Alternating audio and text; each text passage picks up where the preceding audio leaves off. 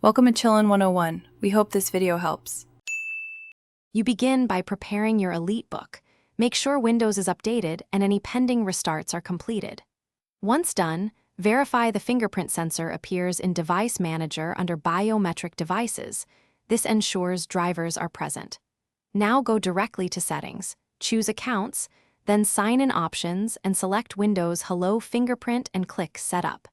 You do this now to avoid detours. Starting the setup immediately reduces confusion and surfaces any driver or update problems before enrollment. You will be prompted to create or confirm a PIN first.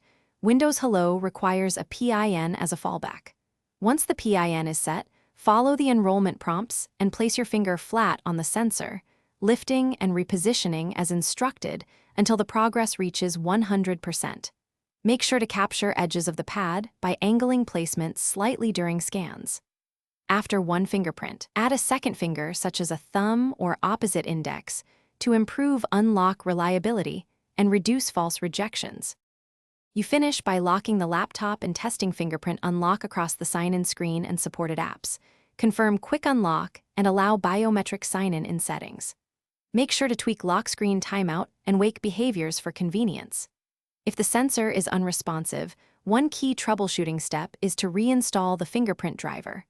Open Device Manager, uninstall the biometric device, restart, and let Windows reinstall drivers. Or run Windows Update and HP Support Assistant to fetch the correct driver. That usually resolves.